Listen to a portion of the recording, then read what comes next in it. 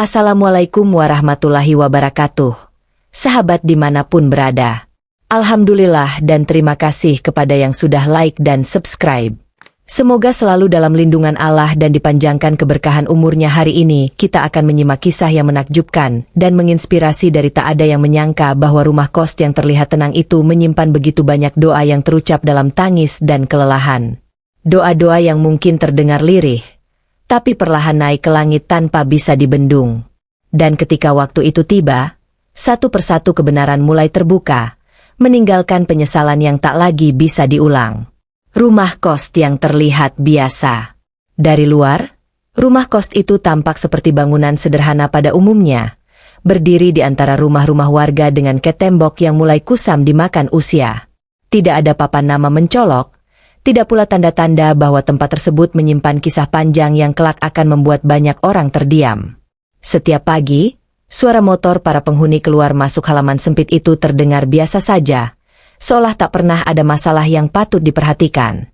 Orang-orang di sekitar mengenal rumah itu sebagai tempat tinggal para perantau yang bekerja serabutan, mahasiswa rantau, hingga karyawan kecil yang mencoba bertahan hidup di kota. Mereka datang dan pergi silih berganti, membawa harapan masing-masing, tanpa pernah benar-benar tahu bahwa tempat mereka beristirahat itu perlahan menguras tenaga dan kesabaran. Di bagian dalam, lorong sempit memanjang menghubungkan kamar-kamar kecil yang berjejer rapi namun terasa pengap. Lampu temaram menyala hampir sepanjang hari, bukan karena suasananya ingin dibuat nyaman, melainkan karena sinar matahari sulit menembus bangunan yang berhimpitan satu sama lain. Dindingnya menyimpan bekas noda air dan retakan kecil yang dibiarkan tanpa perbaikan sejak lama. Bagi para penghuni, kamar-kamar itu bukan sekadar tempat tidur, melainkan satu-satunya ruang aman setelah seharian menghadapi kerasnya hidup. Di sanalah mereka menahan lelah, menyimpan rindu pada keluarga, dan sesekali menghela napas panjang sambil bertanya dalam hati, sampai kapan harus bertahan di tempat seperti ini? Tak ada yang langsung mengeluh di awal. Semua mencoba memahami keadaan, berpikir bahwa mungkin ini hanyalah fase sementara sebelum kehidupan membaik. Mereka memilih diam, menata hati, dan menyesuaikan diri dengan segala keterbatasan yang ada. Lagi pula, mencari tempat tinggal murah di kota bukan perkara mudah. Namun seiring berjalannya waktu, rasa tidak nyaman itu mulai menumpuk. Hal-hal kecil yang awalnya dianggap sepele perlahan berubah menjadi beban. Bukan hanya soal fasilitas, tetapi juga perasaan tidak dianggap, seolah keberadaan mereka hanyalah angka pemasukan semata. Di rumah kos itulah, kesabaran para penghuni mulai diuji sedikit demi sedikit. Mereka belum tahu bahwa tempat yang terlihat biasa ini kelak menjadi awal dari rangkaian peristiwa yang tak pernah mereka bayangkan sebelumnya. Semua masih tampak tenang di permukaan, namun perlahan, badai sedang disiapkan tanpa suara. Dan tanpa disadari siapapun, rumah kos sederhana itu mulai menjadi saksi bisu dari doa-doa yang terucap dalam diam, menunggu waktu yang tepat untuk menemukan jawabannya. Sosok yang terlihat saleh. Di mata warga sekitar, pemilik rumah kos itu dikenal sebagai sosok yang tampak saleh dan berwibawa.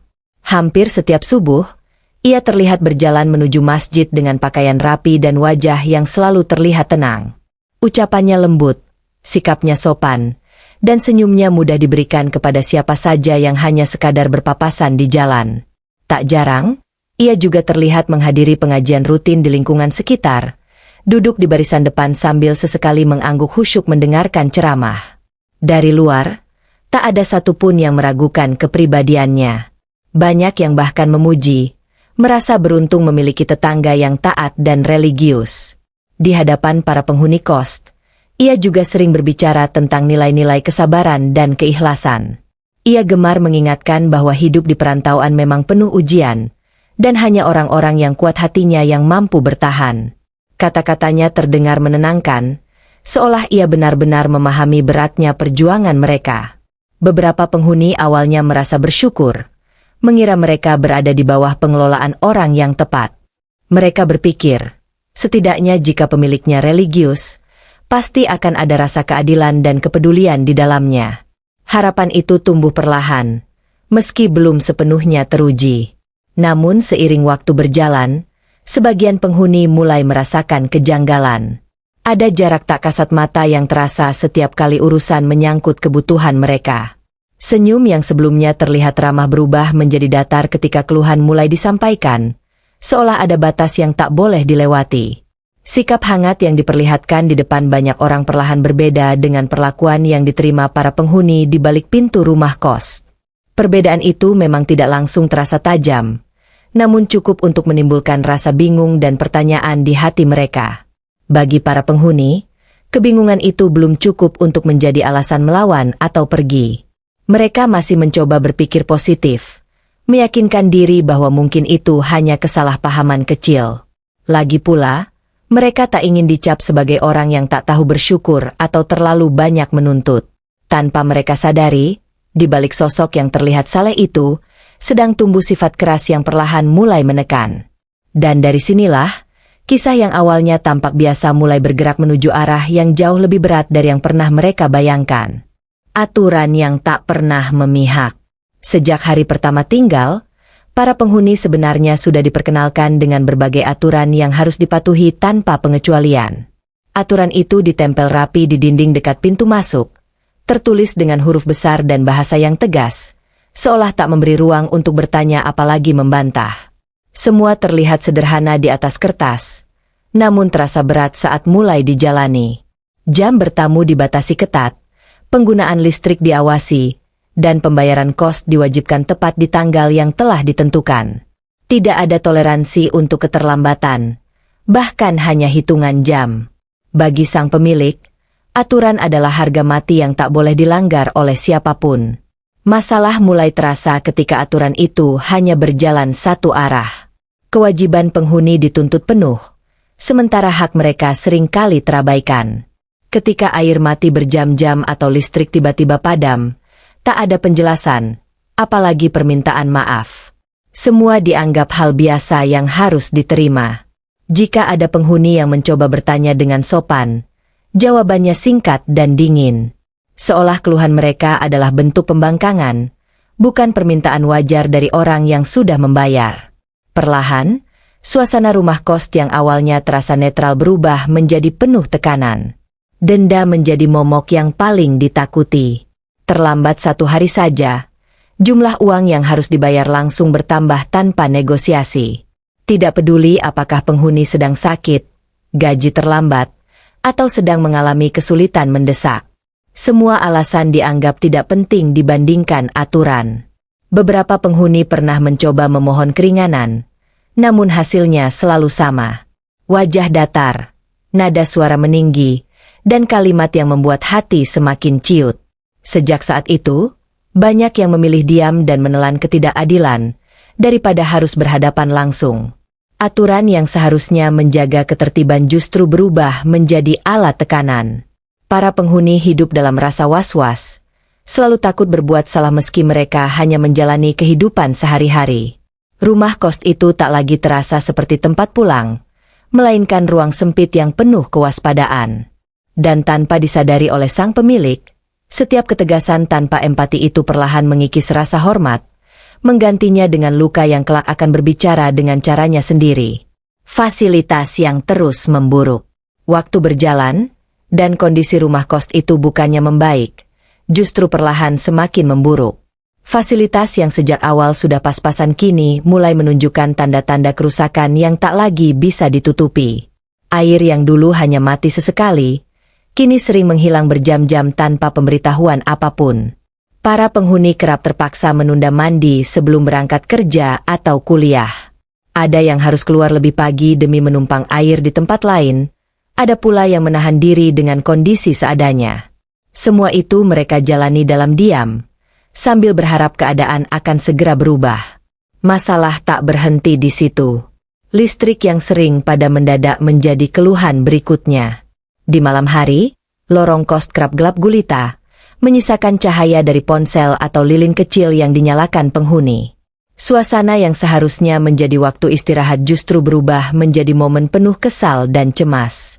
Bagi mereka yang bekerja dengan jadwal padat, kondisi ini sangat menyulitkan. Namun setiap kali keluhan disampaikan, jawaban yang diterima selalu sama, singkat dan dingin, seolah semua itu bukan tanggung jawab sang pemilik. Atap bocor menjadi masalah yang tak pernah benar-benar ditangani. Saat hujan turun, air merembes dari langit-langit dan menetes ke lantai kamar. Beberapa penghuni harus memindahkan barang-barang seadanya agar tidak basah, sementara ember dan kain lap menjadi pemandangan yang terus berulang. Keluhan demi keluhan sudah disampaikan, namun selalu berakhir tanpa tindak lanjut. Sang pemilik hanya berjanji akan memperbaiki, nanti. Sebuah kata yang terus diulang tanpa pernah benar-benar terjadi. Perlahan, rasa kecewa berubah menjadi kelelahan batin. Para penghuni merasa seperti hidup di tempat yang tak pernah benar-benar peduli pada kenyamanan mereka. Namun pergi bukan perkara mudah, karena keterbatasan biaya dan pilihan yang semakin sempit. Di rumah kos itulah, mereka belajar bertahan bukan karena kuat, melainkan karena tak punya pilihan lain.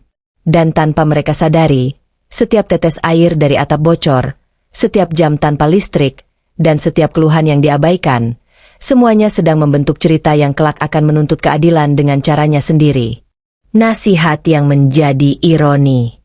Di tengah kondisi rumah kos yang semakin tidak layak, sang pemilik justru semakin sering melontarkan nasihat-nasihat yang terdengar indah di telinga, namun terasa pahit di hati para penghuni. Hampir setiap kali berpapasan, selalu ada kalimat tentang kesabaran, keikhlasan, dan ujian hidup yang harus diterima dengan lapang dada. Menurutnya, hidup di perantauan memang tidak mudah, dan siapapun yang terlalu banyak mengeluh berarti belum benar-benar kuat menghadapi ujian. Ucapannya disampaikan dengan nada tenang, seolah ia berbicara dari posisi paling benar, tanpa pernah menyinggung kondisi nyata yang dialami para penghuni setiap hari. Beberapa penghuni hanya bisa saling pandang setiap kali nasihat itu dilontarkan. Bukan karena mereka tak paham maknanya, melainkan karena kata-kata tersebut terasa seperti tamparan halus. Mereka diminta sabar, sementara hak-hak dasar mereka terus diabaikan tanpa penjelasan. Ada perasaan bingung yang sulit dijelaskan, antara ingin menghormati karena usia dan status, namun juga merasa terluka karena ketidakadilan yang terus berulang. Dalam hati, mereka bertanya-tanya, apakah kesabaran memang selalu berarti harus diam dan menerima segalanya? Nasihat tentang kejujuran dan keadilan juga sering diucapkan. Sang pemilik Ra berkata bahwa setiap perbuatan manusia akan mendapatkan balasan, dan tak ada satupun yang luput dari pengawasan Tuhan. Kalimat itu diucapkan dengan yakin, seolah ia benar-benar percaya pada setiap kata yang keluar dari mulutnya. Namun bagi para penghuni, ucapan itu justru terasa ironis. Mereka menyaksikan sendiri bagaimana aturan diterapkan tanpa empati, bagaimana keluhan diabaikan, dan bagaimana kewajiban dituntut penuh tanpa diimbangi tanggung jawab. Semua itu menciptakan jarak yang semakin lebar antara kata dan perbuatan. Di balik pintu-pintu kamar yang tertutup, para penghuni mulai memendam rasa kecewa yang lebih dalam. Mereka tak lagi berharap banyak pada perubahan, hanya berusaha bertahan agar bisa melewati hari demi hari tanpa masalah baru. Senyum mereka semakin jarang, digantikan diam yang panjang dan lelah. Dan di saat nasihat-nasihat itu terus diulang, tak ada yang menyadari bahwa ironi tersebut perlahan menumpuk, menjadi beban yang kelak akan menemukan jalannya sendiri untuk terungkap, tanpa perlu teriak atau perlawanan. Doa yang terucap dalam diam. Seiring berjalannya waktu, para penghuni rumah kos itu perlahan berhenti mengeluh secara terbuka. Bukan karena keadaan membaik, melainkan karena mereka lelah berbicara tanpa pernah didengar. Setiap keluhan yang disampaikan selalu berujung pada jawaban yang sama, dingin dan menutup ruang harapan. Diam akhirnya menjadi pilihan paling aman.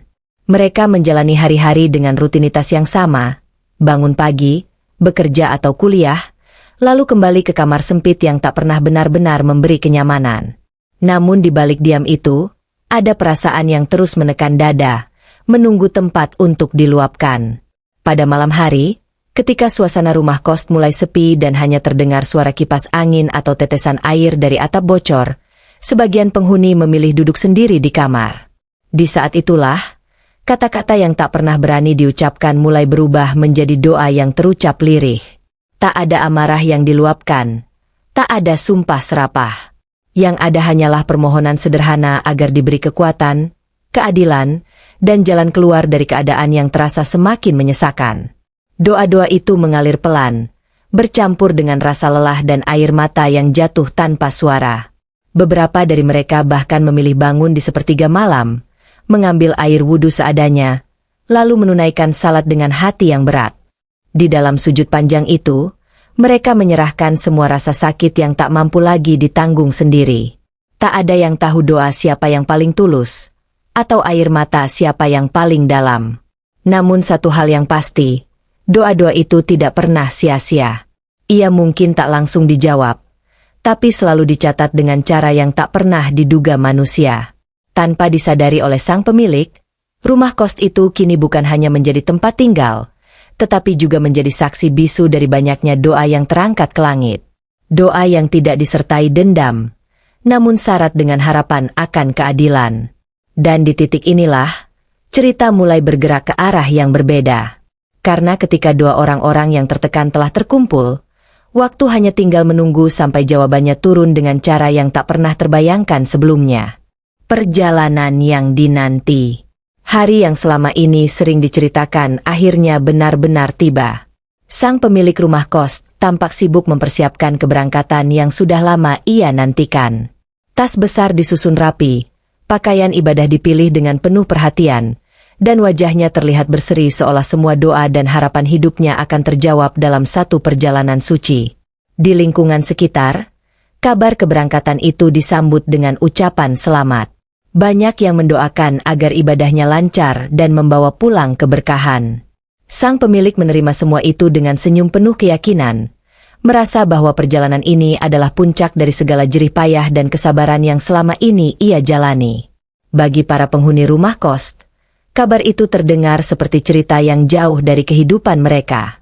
Mereka menyimaknya dalam diam, tanpa komentar berlebihan.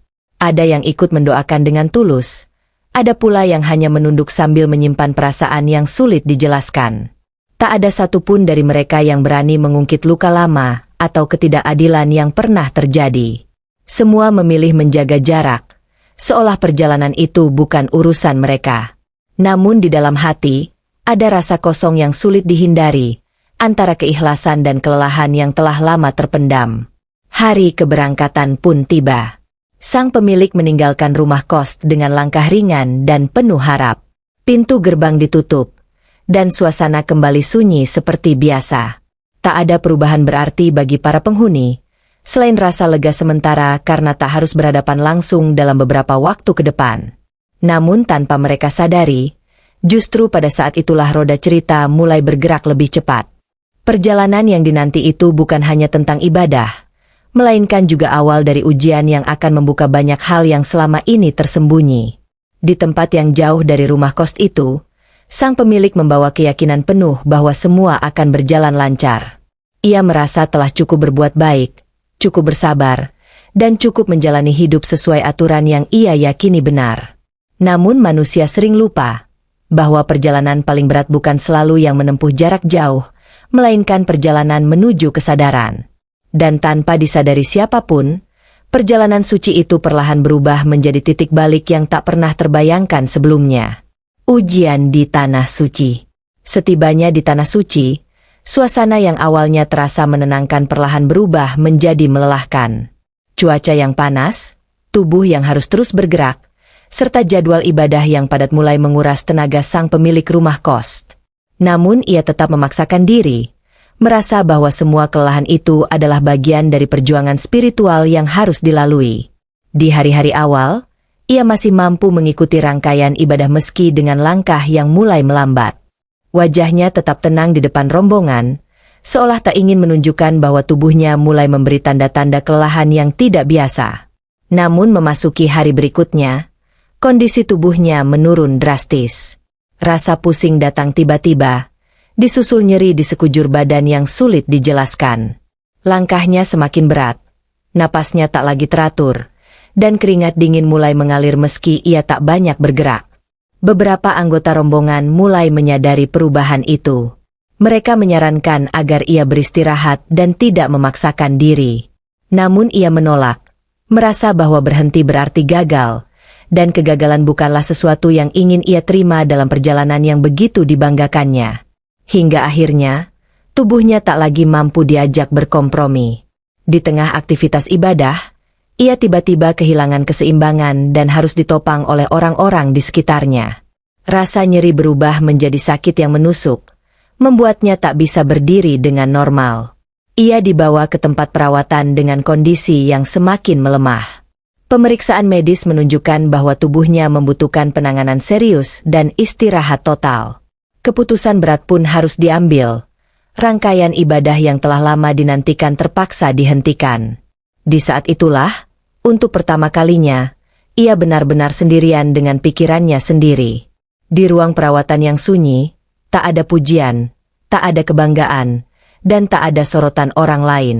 Yang ada hanyalah tubuh yang lemah dan waktu yang panjang untuk merenung.